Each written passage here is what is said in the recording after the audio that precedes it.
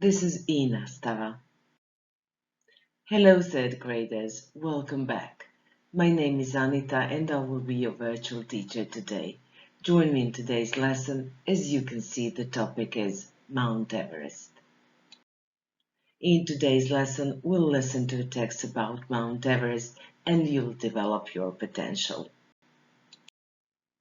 As for any lesson so far, you'll need just regular stuff, your notebook or a piece of paper, a pen or a pencil, and your smartphone or laptop, personal computer connected to the internet. I hope you'll enjoy watching the video lesson as much as I enjoyed preparing it. So let's start. If you were given the day of school, so no schoolwork, no homework, no video lessons, nothing. But there is always a but. Under one condition, you have to spend the day outdoors and you are given two options to choose from. This one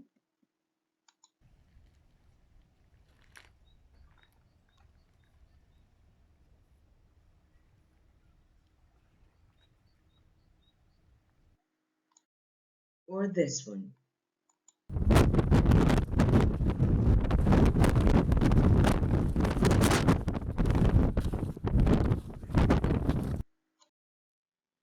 Which one would you choose? The former or the latter? Believe it or not, there are people who would go for the latter, me being one of them.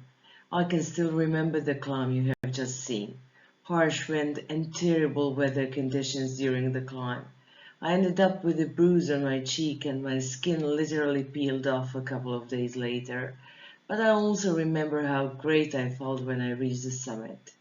So why do people choose to go to the mountains? Any idea? Try to think of at least 5 reasons. So here is my list. People go to the mountains because they offer serious benefits to our physical and mental health. Also, they go to the mountains to enjoy peacefulness and tranquility. Have you ever listened to silence? It's great, believe me.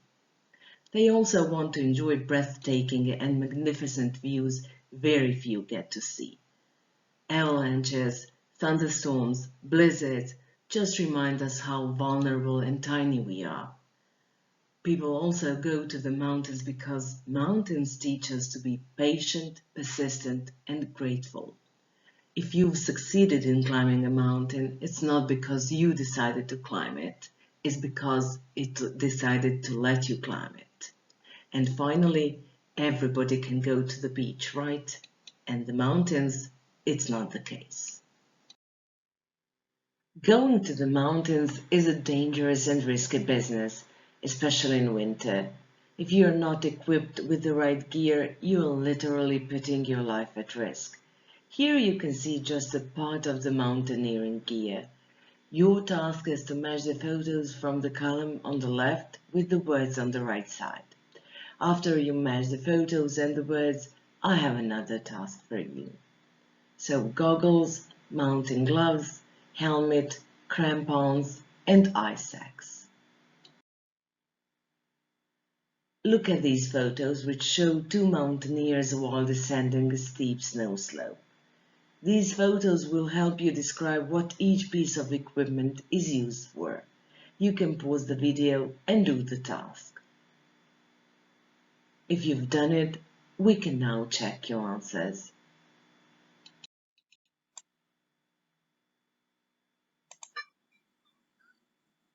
So this is an ice axe. An ice axe is used when ascending or descending steep routes with snow or ice. This is helmet. A helmet protects your head, which in turn protects your brain. It prevents head injuries. These are goggles. Goggles provide protection for your eyes and they protect you from snow blindness too. These are crampons. Crampons are attached to footwear and are used for secure travel on snow and ice. Walking on icy surfaces without crampons can be compared to jumping out of an airplane with no parachute. And finally, These are mountaineering gloves. At extremely low temperatures, blood stops reaching fingers and toes. They are used to prevent frostbite.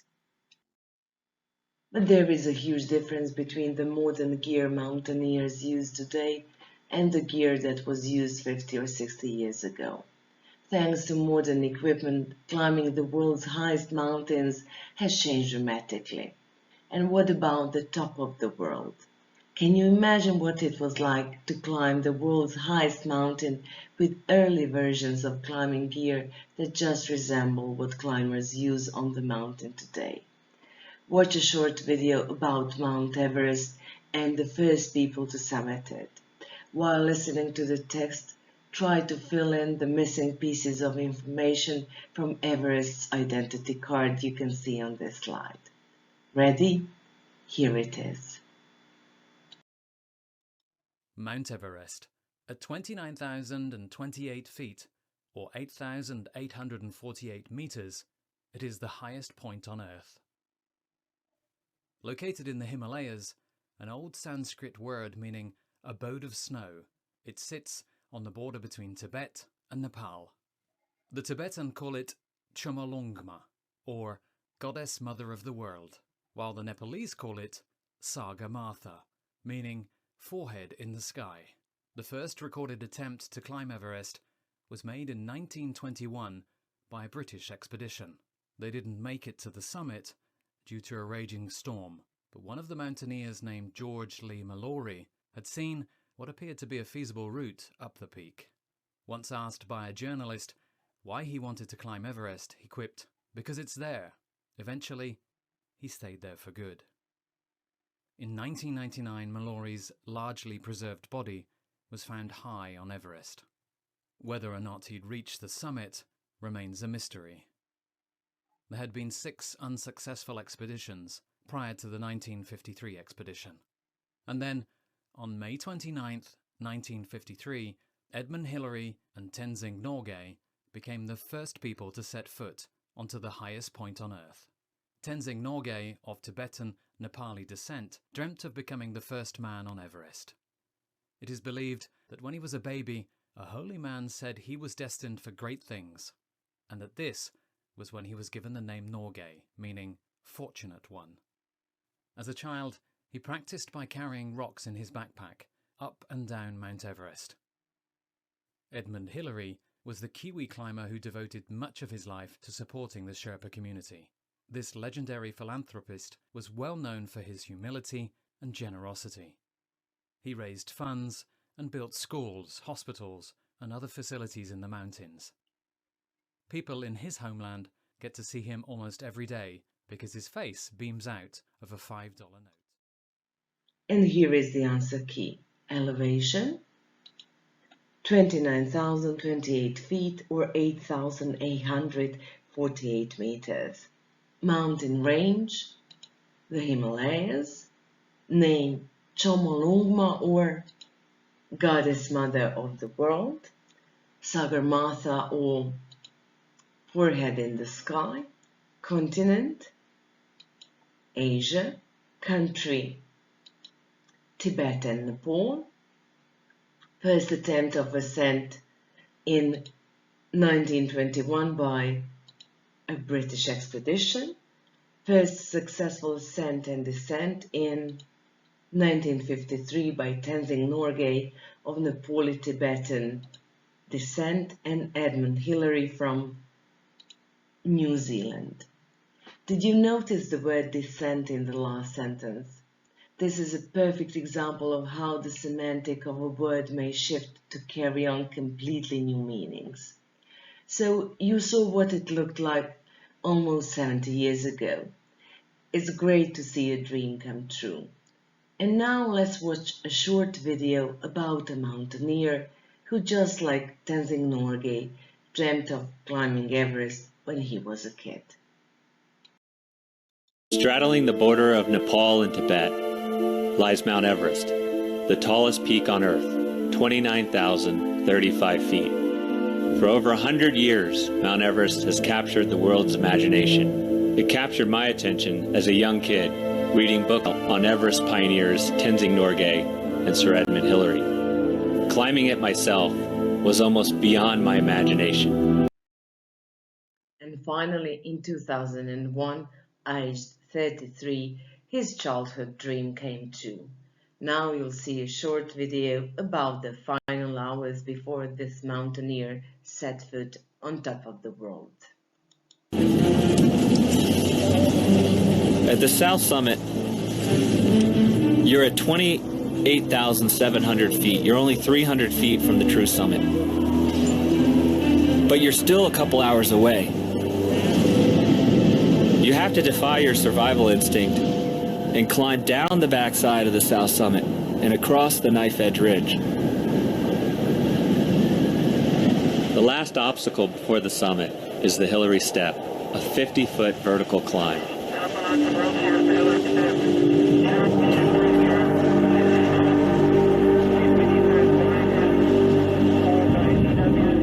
I belly flop my way over the top. From here, I'm just at half an hour from the summit. At this extreme altitude, I'm taking 6 breaths between each step, and I feel like I'm running a marathon with a plastic bag over my head.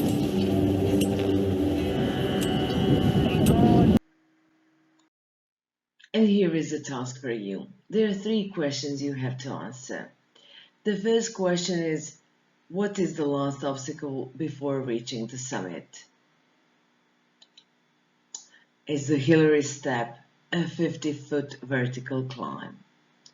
The second question is, who was it named after? It was named after Sir Edmund Hillary, one of the 2 men who first set foot on top of the world. And the third question, what were 2 major problems for him at such high altitude? Defying survival instinct and lack of oxygen. But that's not the end of this task. Now, I'd like to ask you to choose one adjective which best describes Erik Weihenmayer. It's his name, remember it? I'm sure you'll want to find out more about him as soon as the lesson finishes. Which adjective did you choose? Is the adjective you chose among these? Brave, courageous, intrepid, adventurous, insane, fearless, persistent, determined. Erik is indeed brave, courageous, intrepid, and blind. He is the first blind person to climb Mount Everest. And not just Mount Everest. He has also completed the 7 summits, the highest point on every continent, and his accomplishments seem surreal, impossible even. And now read the headline of the newspaper article from The Guardian. What does it say? Nepal bans blind people and double amputees from climbing Everest. And there are 2 questions I'd like to ask you. Is disability an obstacle to success? And is discrimination a bigger obstacle to success than any disability? I won't suggest any answers this time. I'll leave them to you, but I'll just ask you to think deeply about them. We are approaching the end of the lesson and the school year too. Before we finish the lesson, I'd kindly ask you to write down 3 things from the lesson you were surprised by, 2 things you would like to know more about, and 1 thing you would like to accomplish in your life, although it seems hardly achievable. Your personal Everest. This year has been anything but usual. It has been challenging both for students and teachers. And preparing these online lessons has been a real pleasure, but hard work too. I've contacted many people to get permission to reuse their materials, and Erik Weihenmayer was one of them. I texted him and I asked him to give me permission to share his videos and photos. And this is what he texted back. As a former teacher, I can imagine how challenging this situation is. I'm also honored you'd like to feature my story with your classroom. I give you and your students access to the entire Everest expedition, including videos and photos. We all have to do our part, one world. So remember, no matter how high you climb, never forget to help others. Stay humble. Great people don't go through life collecting recognition, they go through life giving it away. Bye-bye, and stay tuned for just one more slide, the best part of the whole lesson. After 3 months on the mountain and a half a lifetime of preparation, with the help of a great team and with thousands of blind people cheering me on, I'm finally here.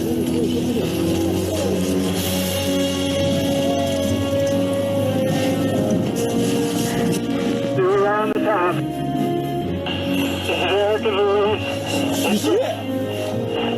I can't believe it. We're only halfway there, guys. Good job, Nick. Thank you. Good job, buddy. You did it. You did it. I think some people almost don't believe it. You know, they think maybe somehow he cheated, you know, by getting up there. Or someone carried him up there. I think probably some people think, oh, well, you know, must not be hard then. Must not be very hard then. Other people probably just don't know what to think. They just can't connect the idea of a blind person and Mount Everest. I think overall what it has to do over time is it doesn't shape people's perceptions. I think it shatters them. I think it takes people's perceptions of what's right and what's possible, and it shatters them into a million pieces. And I think that's what's really cool, because then when people have to rebuild their perceptions about what's possible, it's bigger.